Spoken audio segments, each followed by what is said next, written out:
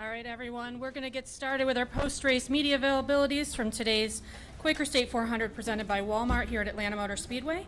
We are joined by our race-winning crew chief, Matt McCall, with the #1 Gear Run Chevrolet from Chip Ganassi Racing. Matt, why don't you just take us through those final couple laps from your point of view? Yeah, obviously we lost the lead there on the green flag cycle. Like we've been pretty good on the long run, but we had been building a little bit tight. So try to get it free enough, and he said tight like lap 4 or 5, and I'm like, oh man, we didn't go far enough. Then we got lucky there, you know, the 42 ran a line that helped us get some, to get us caught up to the 18 and get in front of him. And at the end, the biggest thing you're worrying about is tires. I mean, most of the tires we took off looked pretty good, but they were still on the verge of coming apart, you know. So that's the biggest thing. Once you get to the lead, and you don't want anything to happen, and that was the biggest thing crossed my mind for sure. Awesome. All right, we're going to open up to questions here. We're going to start right here in the middle front with Nate in the front row.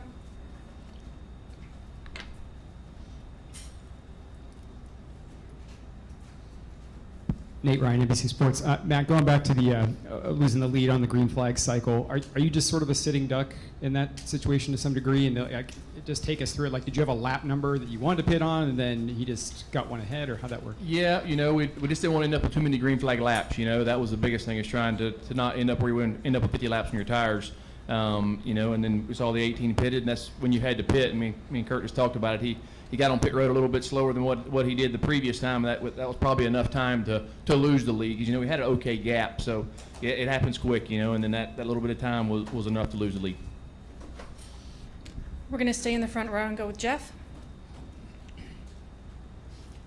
Where did this come from today? I mean, it's not just, you know, winning on a mile and a half track, but a dominant win where he led over 100 laps. I mean, it's not something we've necessarily seen from you guys. Where do you attribute this to? Well, a lot of work. I mean, you know what I mean? We're working every single week, and we feel like there's times during the race, this type of speed we have, and we've just not been able to put it together. And we believe in everything we're doing, and we just keep pushing all the details that we think are going to make us faster. And then when you got Kurt Busch at Atlanta, we want to make sure we had all we could bring for sure. Get a microphone to the middle row there in purple shirt. Peter Strada, TSJ Sports. Matt, your team is known for one kind of fluky, maybe random win every season. With the amazing setup you guys had today, will that transfer to any other track, potentially in the playoffs? I mean, I guess they all can tie together. You know, just it's momentum. You know, once you like, we've had some decent runs here recently. We felt good coming here, and obviously Kurt's really good here. He's good everywhere, obviously. But yeah, I mean, it's it all carries over. You know, I mean, every time you work on something, even if it's a short track to a mile and a half, most of the stuff can carry on. We'll stay there in the middle. Tyler Head, 96 through FWRFC. You guys, Ganassi as a whole, was really all over the place to start the season, but starting at Sonoma last month, both you and the 42 have been consistently finishing in the top 10. What have you hit on as a team that's attributed to this success? Yeah, I mean, honestly, we started the year really good. I mean, we should have had a chance to win Homestead, and then after that, we got in a wreck here, and it was a dismal next 8 or 10 weeks.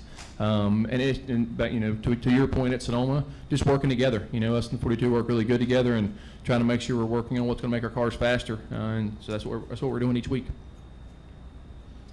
All right, we'll go back up to the Nate, and then we'll go to Bob after that.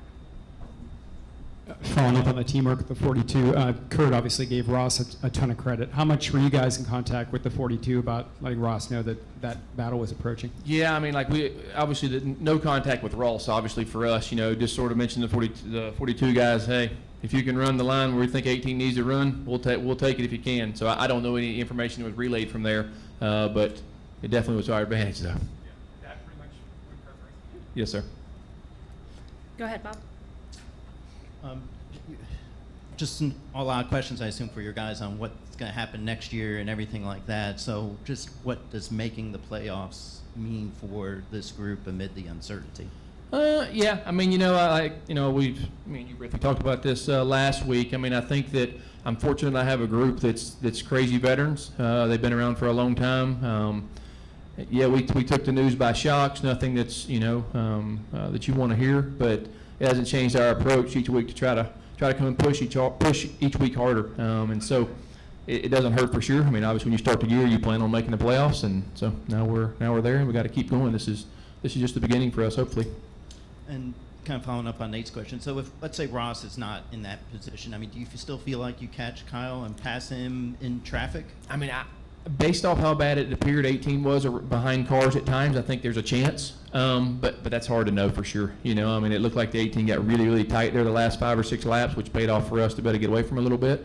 So I don't know how to answer that completely. I would say that Kurt would have gave you all I had for sure. All right, any final questions for Matt? All right, Matt, congratulations on the win. Thanks for joining us today. Thank you, ma'am. Thank you, guys.